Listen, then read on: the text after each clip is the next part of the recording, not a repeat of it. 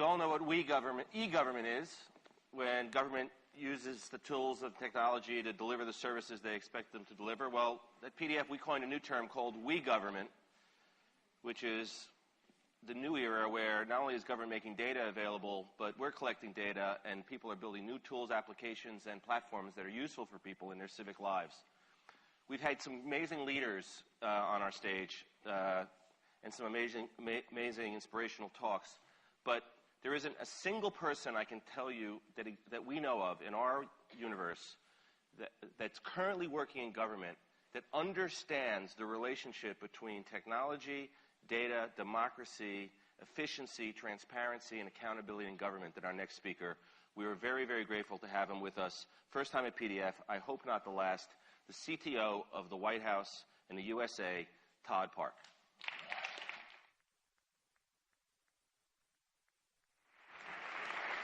Hello!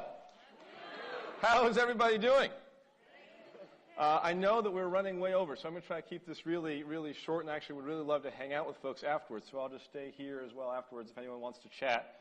This is my first PDF. It most definitely will not be the last. This is the most extraordinary gathering I've ever been to. I feel like when I sit in this hall and hear the speakers speak, that we're talking about the very underpinnings of democracy itself and what more sacred and important subject is there for all of us than that. So thank you so much for welcoming me into the community.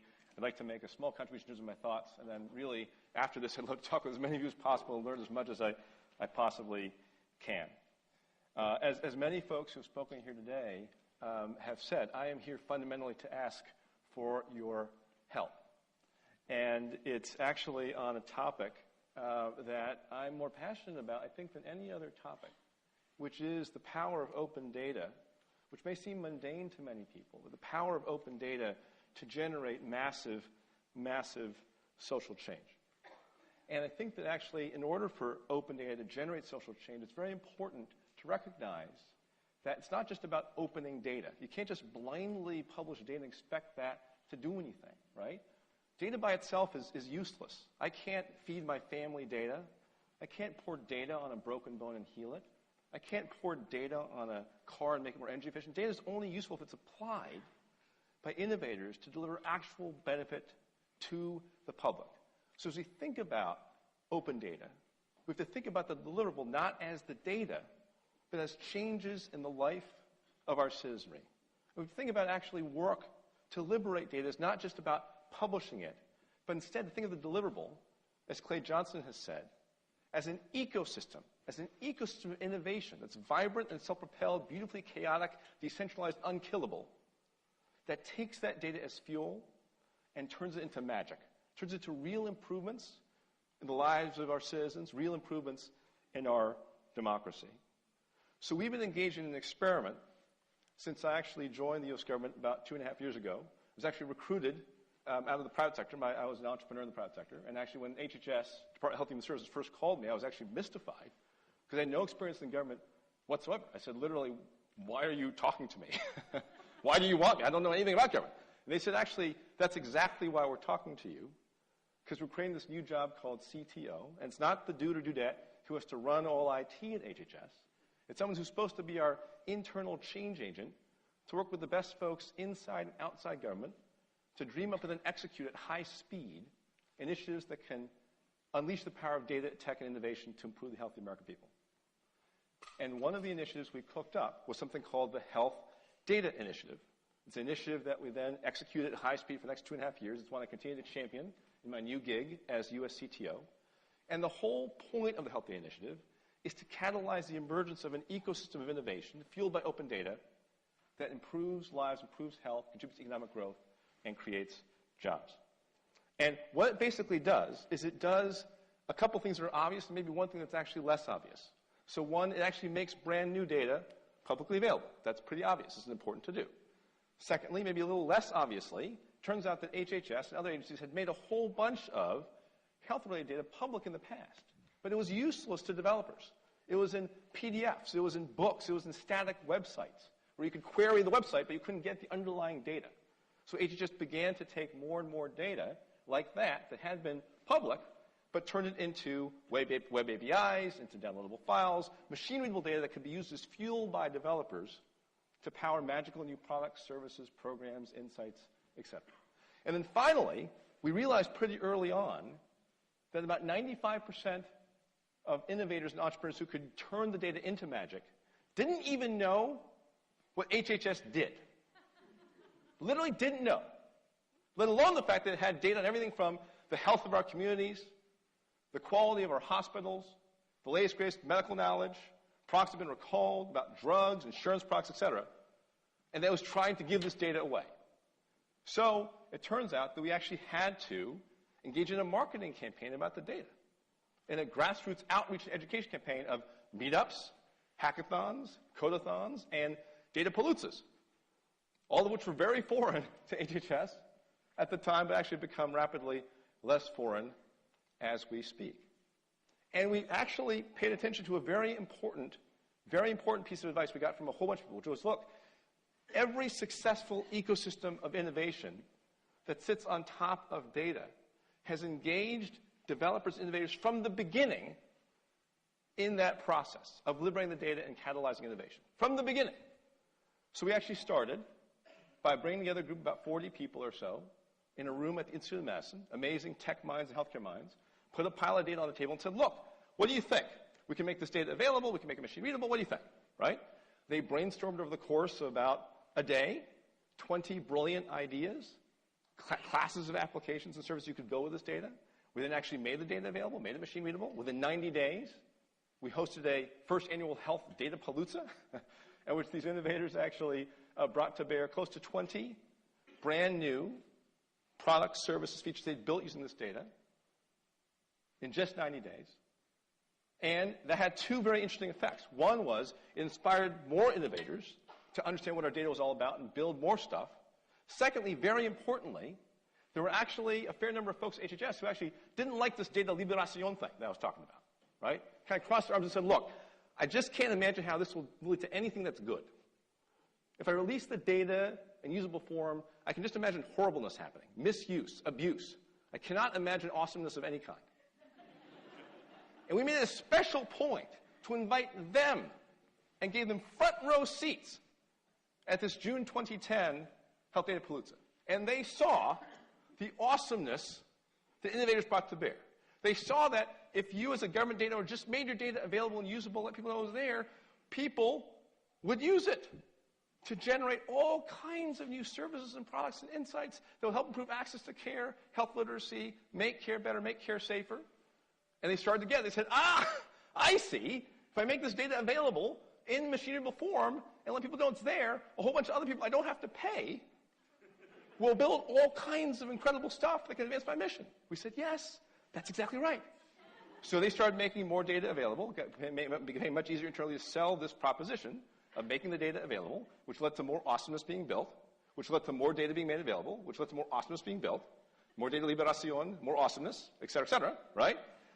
Last week, and we're still a little sleep deprived, we just hosted a third annual Health Data Palooza, about 2.5 years into this. 1,400 people gathered in the Washington Convention Center over the course of 2 days to actually see the best of over 240 companies and nonprofits work who had taken open health data and turned it into all kinds of magic that help consumers find the right doctor for them, help people find a clinical trial that could save their life, help communities actually hold their public officials accountable for the state of public health in their community, help doctors and hospitals deliver better care, and so much more.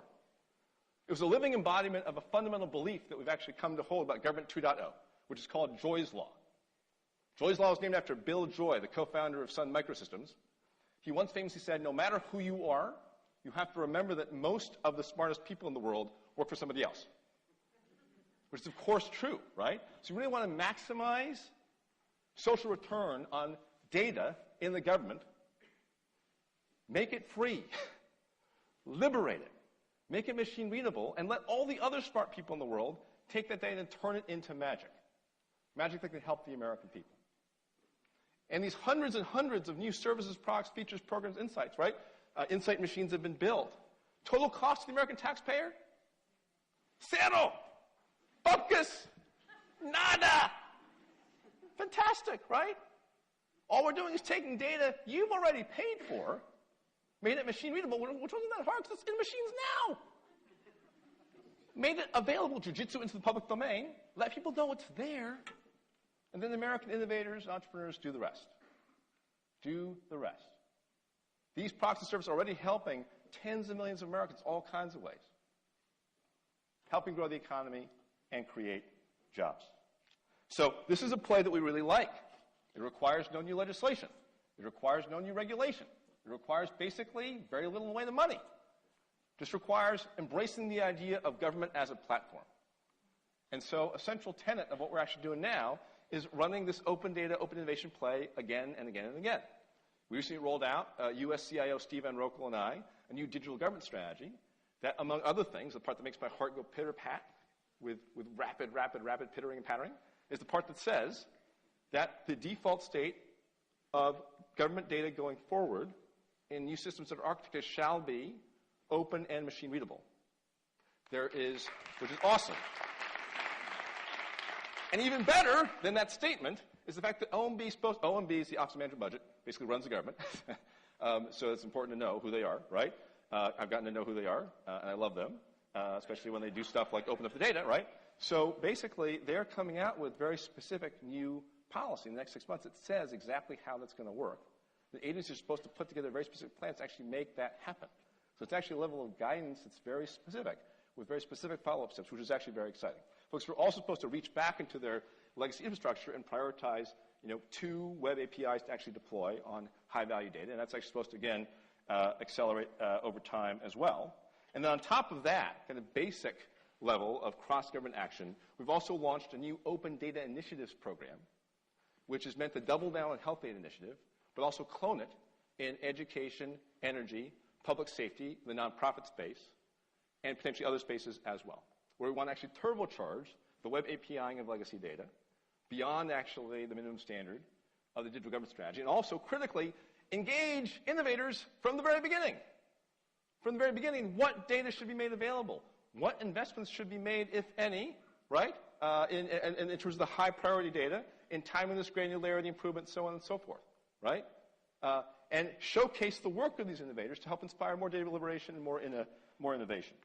So we're doubling down on open data, open innovation as a source of improvement in the lives of citizens and a contributor to the economy. So what I'd like to do now, actually, is just talk briefly about, well, what specific benefit in a generalizable way can we expect from open data and open innovation leveraging open data? So I'd like to talk briefly about 3 things. The first, obviously, is new apps and new services. Very exciting. Lots of potential there to help folks do everything from find the right healthcare provider to pick the right college for them that provides the biggest bang for their buck, or save on their energy bills through smart shopping, et cetera. But I think that actually, while the apps and services angle is very, very high potential, very, very promising, will produce a lot of value, I actually think it's actually a mistake to think that the value of open data ends there. Very powerful, big source of happy, joy, improving American life, contributes to the economy. But I think there's actually another layer of benefit that frequently gets ignored, which is the fundamental benefit of transparency in markets and sectors. So let me actually talk specifically about healthcare for a second. So Medicare just published a 5-year study that looked at the impact of just publishing hospital quality metrics over the course of those 5 years. For many metrics, it was discovered that even just the publication of the metric, with no change in reimbursement policy, generates significant improvements in hospital performance. So, for example, in 2006, the rate at which people with a heart attack with a particular profile got the right intervention within 90 minutes of hitting the hospital was 55%. People didn't know that. And actually, without any apps being built, hospitals got very concerned. They got concerned that everyone actually knew that they should be concerned. And they started working energetically to try to fix this. 5 years later, the number is 91%. In 2006, the percentage of pneumonia patients admitted to the hospital who actually were evaluated for and given pneumonia vaccine was 70%. The number in beginning of 2011 was 91%. The percentage of patients who were actually given antibiotics an hour before surgery, which you're always supposed to do, in 2006 was 78%. 5 years later, 97%. Open data, market transparency saves lives. Literally has saved lives. Because it not just powers new apps and services, it actually powers awareness about what's going on in our key institutions, like hospitals, schools, and the government, enables citizenry to hold those folks accountable, enables them to actually understand that people are watching, and enables improvement as a result. It's actually also very important that in addition to publishing this data that helps hold hospitals accountable, that publishing this data helps y'all hold the Medicare program accountable. Medicare over the last couple of years has actually gone on a tear, publishing data like Medicare claims data, dashboards about hospital spending, drug spending, data on quality of various healthcare providers for which Medicare is responsible, ultimately, because it's actually care being delivered to Medicare beneficiaries. One of my proudest professional moments was when Ellen Miller wrote something very nice in a blog post saying, okay, right, one of the bright spots in open government is that HHS is really serious about making detailed data available on the cost and quality of what's happening in Medicare. That's really, really serious stuff. And so it was one of the highlights of my professional life. Thank you, Ellen. And there's a lot more where that came from. And just to kind of, again, illustrate the power of Joy's Law, applied not just to the billing apps and services, but applied to market transparency, sector transparency, there's this phenomenal effort that's been happening, driven by the University of Wisconsin, Robert Wood Johnson Foundation over the last 3 years, called County Health Rankings, where public health has historically been basically like Yawn City, okay, for citizenry, right? They just don't care. And the metrics are really abstruse and difficult to understand. Well, University of Wisconsin and Robert Wood Johnson got together and actually decided to do something brilliant. They took a whole bunch of our data that we were making available, and they crunched it into just a simple number, which is your ranking. Your county's ranking as to how healthy it is versus other counties in your state. Published from first to last. Like the first day they went live, they got like something like 1,000 local news headlines. It was one of the top 5 search terms on Google, right? Public health had never been so sexy, like ever. Like directors of public health started saying, people are actually calling me, asking why we're the least healthy county in Mississippi. And this is fantastic. Why? Because basically, government officials are starting to pay attention. The mayor of Wyandotte County, the least healthy county in Kansas, actually mobilized a whole series of public task forces on issues like nutrition, issues like the quality of various infrastructure, and it was really, really motivated by being called to account by the public because of basically this Robert Wood Johnson, University of Wisconsin, market transparency play, sector transparency play. So open data cannot just produce products and services, it can also produce transparency in consumable form that drives action, which is really, really phenomenal. And then finally, the last thing, beyond apps and services and beyond sector and market transparency, that I think open data is producing as an impact, as a good, is one that I'm still beginning to understand. But actually it may be one of the most profound impacts of all, which is what I call a people mashup. People talk about data mashups. I think something very profound is happening in the context of this and other efforts, which is a people mashup. So just a quick story. When we first gathered the 40 people or so together to kick off the Health Data Initiative, we actually gathered a group of tech rock stars and healthcare rock stars. What was fascinating to me was that actually not only did the tech and health rock stars, not only did they actually meet for the first time that day, they didn't even know who each other were. They had no idea. We had like Thomas Jeffersons and George Washingtons of healthcare and tech in the room. They didn't even have any consciousness of who each other were. It speaks to this extraordinary fragmentation of expertise happening in American society where, because everyone's specializing so much, people lost touch with each other. But what happens as a result is that there's huge arbitrage opportunity if you mash up experts in different sectors. So this mashup of tech and healthcare people literally invented the Health Data Initiative. They actually fell in love and made this beautiful baby called Health Data Initiative, which actually neither of them would have come up with on their own. Something else also happened, which was actually a group of public sector innovators and private sector innovators actually met each other too. And that was even more profound because they generally, again, had no idea who each other were and didn't really even necessarily have any frame of reference with which to understand each other. But when they met each other, they were surprised. They learned that they didn't have horns and tails and pitchforks, right? That actually that they had a lot in common, that they were actually trying to do the same things in general. And so that mashup of public sector and private sector folks and the mashup of tech and healthcare folks, that mashup of people joining hands together to try to get something good done, That was magical. That was magical.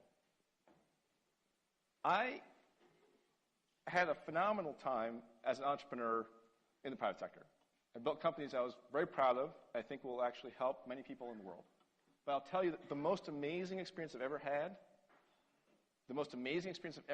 has been the last 3 years working for the U.S. federal government. And what I really want to do, and what my team and my colleagues really want to do, is we actually want to get more mashups going of amazing citizen innovators and amazing government innovators to work together to take on our country's biggest problems.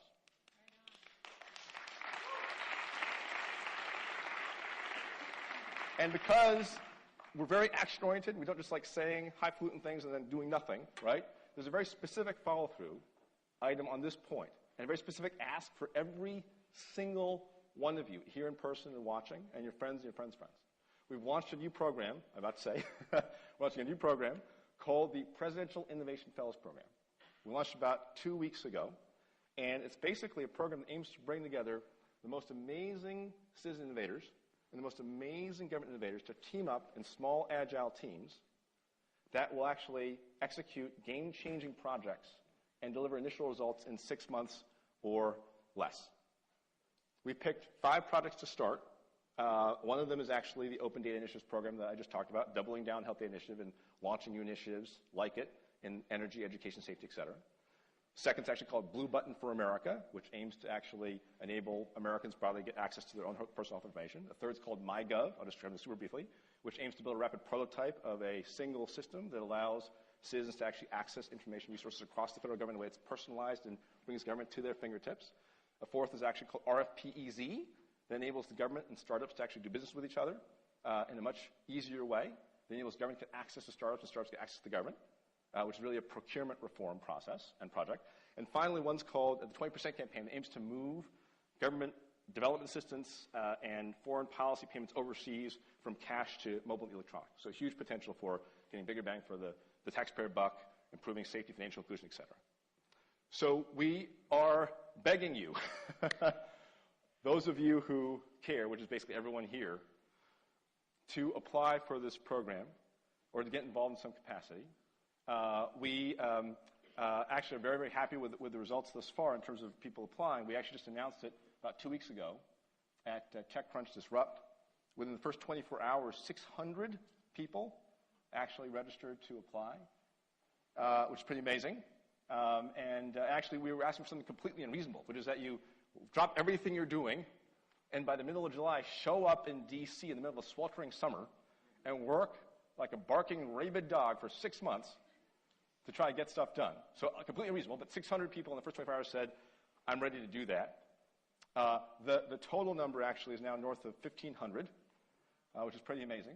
And then even more amazing, even more heartening than that, if that's possible, we actually recognized we were asking for something completely nuts. So we said, look, if you can't leave your family behind, leave your world behind, jump into D.C. for 6 months full time in like a month, but you want to help and contribute, and sign up to follow one of these 5 projects. Sign up to follow the Open Data Initiatives project. Sign up to help and support it in some way, because we're going to be engaging with a network of folks who want to help, even beyond the fellows. 2,300 innovators have signed up to help. So even if you can't actually drop everything to go be a fellow, if you can lend us some of your time and brain power to follow these projects and actually help advise them, we would absolutely love that. And the success of these projects is going to be a direct function of participation and engagement by folks like you. So please apply, please sign up to be a supporter. It's an amazing chance to make a difference.